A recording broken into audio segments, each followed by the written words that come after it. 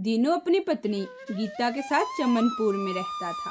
दीनू मिस्त्रियों के काम का बहुत माहिर था, मगर अपने लालची मन होने के कारण वो घर पर ही पड़ा रहता और हर समय यही सोचता कि उसके हाथ कोई जादुई गैजेट लगे और वो अमीर हो जाए। उसके साथ मिस्त्रियों का काम करने वाले उसके जितने भी दोस्त थे, वो तो शहर में जाकर अपनी मेहनत से बड़े बड़े ठेकेदार और बिल्डर्स बन चुके थे। देखे जी, घर में राशन पानी बिल्कुल खत्म हो चुका है। आप तो कोई काम काज करते नहीं, इस तरह कैसे गुजारा होगा। अरे ओ भाग्यवान, क्या सुबह सुबह मेरे सरहाने चढ़कर टाटा शुरू कर दी? क्या तुझे और कोई नहीं मिला जो मुझे लेक्चर देना शुरू कर दिया? ये घर मेरा भी है, मुझे भी पता है राशन खत्म हो रहा है, पर मैं क्या करूं? मजबूरी है, मुझे गांव में कोई काम देता ही नहीं। मैं सब जानती हूँ, आप ठीक तरह से काम करें तो कोई काम देना आपको। आपके साथ काम करने वाले सब लोग शहर में काम करते हैं और बहुत अमीर हो गए हैं।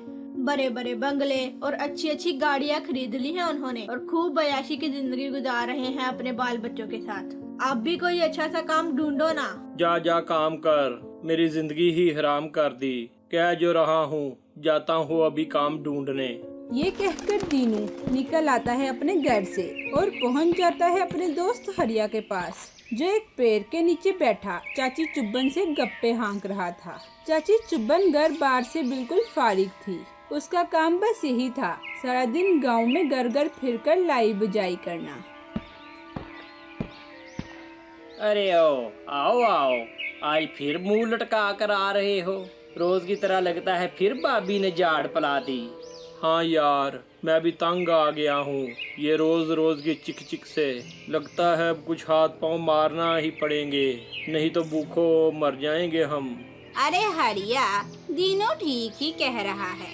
रोज इस तरह घर से आकर इधर बैठ के गप्पे हाँकते हो और तुम्हारी पत्नियाँ क्या समझती हैं? यही ना कि तुम काम पर गए हो और शाम को कुछ कमा कर लाओगे। अरे ओ दीनू, चाची चुबन ठीक बोल रही है, कुछ करना पड़ेगा। कब तक ऐसे चलेगा? कब तक हाथ पर हाथ रखे इसी तरह गुजारा करेंगे? जरा देख, वो कमबख्त ठाकुर है ना, उसने भी मुझे 2 महीने से काम से भगा दिया हुआ है। बड़ी मुश्किल से गुजारा कर रहा हूँ।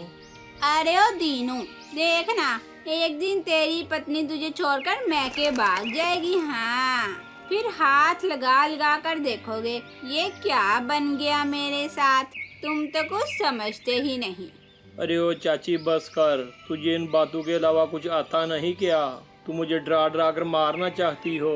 कभी कोई काम की बात भी कर लिया कर। तूने तो गाट गाट का पानी पी रखा है, कोई अच्छा सा आइडिया ही दे दे हमें। अरे देखो दीनू, मैं ठहरी औरत जात, तुम हट्टे कट्टे मर्दों को भला मैं क्या मशवरा दूं? खुद ही कुछ ना कुछ सोचो। अरे ओ दीनू, मेरी भी थोड़ी सी सुन ले। ये आपस में क्या चूचे लड़ा रहे हो? बंद करो ये अपनी बक बक और मेरी बात सुन।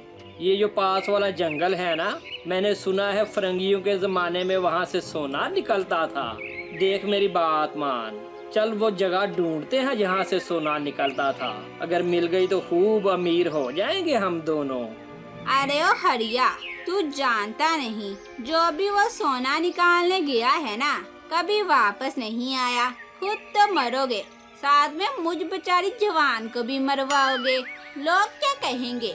चाची चुब्बन जवान, इतनी मुटियार औरत मर गई बेचारी। जाओ खुद ही सोना ढूंढो। अरे देख चाची, तू मुझे बड़ी अच्छी तरह जानती है। सारी उम्र मैंने ठाकरों की ही रक्षा की है। मुझसे महान शक्तिशाली कोई नहीं है इधर। जो मैं कहता हूँ इसी तरह करते हैं। चलते हैं सोना ढूंढ रहे। जो तूफान आएगा देखा जाएगा। मैं खुद ही उस तूफान को रोक लूंगा। इस तरह दीनू, हरिया और चाची चुब्बन जंगल में अंग्रेज दौर की खोई हुई सोने की कान तलाशने का प्लान बनाते हैं। और दूसरे ही दिन सुबह सुबह जरूरत का सामान लेकर चल पड़ते हैं जंगल की तरफ। सारा दिन जंगल में चलते चलते शाम होने को आ जाती है, तो थक हार कर रात गुजारने का बंदोबस्त करने लगते हैं। अरे ओ कमबख्तो, मुझसे किस जन्म का बदला ले रहे हो? ये हरिया तो पहले से ही राक्षस है। दीनू तू ही मुझ बुढ़िया का कुछ ख्याल कर ले। चल चल के इतना बुरा हाल हो गया, मुझे तो अपनी नानी याद आ रही है। अरे देख चाची, तेरे ही सर पर खजाना ढूंढने का भूत चढ़ा हुआ था। मैं तो कहता हूँ अब भी समय है, अगर अपनी खैर चाहती है तो इधर से चलती फिरती नजर आ और नीवे नीवे होके निकल जा अपने घर की तरफ। और हाँ, अगर खजाना मिल गया तो तुझे भी थोड़ा सा दे देंगे।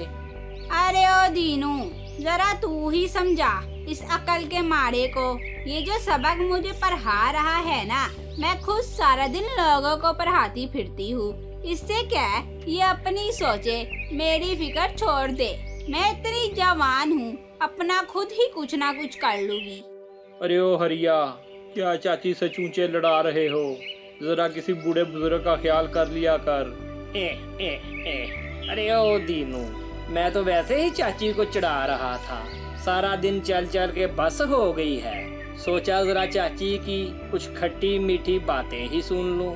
अभी वो ये बातें कर ही रहे होते हैं तो उनकी नजर बीच जंगल एक झोंपड़ी पर पड़ती है। जंगल में रात गुजारने के लिए इससे अच्छी जगह नहीं मिलेगी। ये सोचकर वो तीनों झोंपड़ी के अंदर चले आते हैं और वहीं लेटकर सो जाते हैं। सुबह की रोशनी भी पूरी तरह से नहीं हुई थी कि तभी झोंपड़ी के अंदर एक जिन प्रकट होता है। हा हा हा हा, उठो कम बख्तो, कौन हो जो मेरी झोंपड़ी पर कब्जा जमाए बैठे हो? जिनकी आवाज के शोर से तीनों हड़बड़ाकर जाग जाते हैं। अरे ओ, तू कौन है? ये डींगा सा मुंह लेकर झोंपड़ी में क्या कर रहा है? ये क्या जंगलियों की तरह शोर डाल रखा है? हाँ, किसी मेले में आए हो क्या? ये चिड़ियाघर के जानवर हो जो छूट आए वहाँ से? अरे ओ चाची चुबन, क्यों हमें मुरवाना चाहती हो? ये तो मुझे कोई जिन लग रहा है। देखा नहीं किस तरह इसमें से बदबू के बबके निकल रहे हैं। हा हा हा हा, मैं धरती का सबसे शक्तिशाली जिन हूँ। बड़ी देर बाद किसी इंसान का शिकार खाने को मिला। आज तो खूब मजे लेकर तुम तीनों की दावत उड़ाऊंगा। हा हा हा हा। अरे जा, बड़ा आया, मुझे खाने वाला कई देखे हैं तेरे जैसे। अरे ओ हरिया, मेरा मुंह क्या तक रहे हो? मार इसके मुंह पर 3-4 चपेड़े और पूछ इससे सोने वाली जगह कहाँ है। जरूर इसे पता होगा। हम आखिर कब तक जंगल में खज्जल खराब होते फिरेंगे? इस कम बखत से ही पूछ लो सोने का पता, ये किस दिन काम आएगा। अभी चाची चुबन हरिया को बरका ही रही थी जिन पर हमला करने के लिए, तो जिन गुस्से में आकर उन पर अपने डंड से वार कर देता है। एक आग का गोला निकलता है और दीनू को जलाने ही वाला था कि दीनू बड़ी मुश्किल से परे हटकर अपनी जान बचाता है, जिस कारण झोंपड़ी में आग लग जाती है। तभी हरिया ने एक नुकीला पत्थर उठाया और आओ देखा न ताओ, जिन की अकेली आंख में मार दिया, जिस कारण जिन अंधा हो जाता है और वो तीनों भागकर झोंपड़ी से बाहर आ जाते हैं। अरे ओ हरिया, बड़ा शक्तिशाली बना फिरता है। एक जिन तेरे काबू में ही नहीं आ रहा। जा जा, टांगों से घसीट कर ला उसे झोंपड़ी से बाहर लेकर आ जाके। हरिया तुरंत जलती हुई झोंपड़ी में जाता है और जिन को घसीट कर झोंपड़ी से बाहर ले आता है। जिन आंख से अंधा होने के कारण जोर जोर से चिल्ला रहा था। अरे ओ जिन के बच्चे, तुझे पहले ही बोला था हमसे पंगा ना ले। ये जो हरिया है ना, ये बहुत बड़ा राक्षस है। ये पहले ही जिनों का कातिल मशहूर है। वो तो इसने तेरी आंख अंधी कर दी, वरना मैं देखती तुझे, तेरी टांगे बाजू तोड़कर तेरे हाथ में पुकराती। हाँ, जल्दी जल्दी एक बात बता तू मुझे, वरना तेरी गर्दन मरोड़ दूंगी। अरे बोल माई, तुझे क्या चाहिए? अरे ओ जकूटा जिन की औलाद, मेरी बात सुन, जरा जल्दी से बता, जंगल में सोना कहाँ से मिलेगा, वरना अभी तेरी गिची मरोड़ता हूँ। मेरी झोंपड़ी से 100 कदम आगे चलोगे तो एक पुरानी गुफा आएगी जिसमें खुदाई करने से सोना मिलेगा। वो तीनों जिन को इसी हाल में छोड़कर गुफा की तलाश में चल पड़ते हैं। थोड़ी दूर चलने के बाद उनको एक बहुत ही पुरअसरार गुफा नजर आती है। वो गुफा के अंदर आकर जमीन में खुदाई करना शुरू कर देते हैं। खुदाई करते करते उन्हें सोने का एक बारीक सा टुकड़ा मिला जिसे देखकर वो तीनों बहुत खुश हुए। वाह वाह चाची चुबन, इधर जरूर हमें बहुत सारा सोना मिलेगा। ये सोने का छोटा टुकड़ा मिलना इसी बात की निशानी है। इधर बड़ा खजाना भी कोई जरूर दबा हुआ है। वाह क्या बात है दीनू, तेरे मुंह में घी शक्कर। जिस सोने को हम ढूंढने आए हैं ना, अगर वो इसी गुफा से मिल जाए तो वारे न्यारे हो जाएंगे। अरे ओ पहलवान के बच्चों, रात होने को है, चलो सो जाओ, अब सुबह होगी तो देखी जाएगी। वो तीनों रात को वही लेटकर सो गए। अगले दिन वो और भी जोश के साथ खुदाई करते हैं।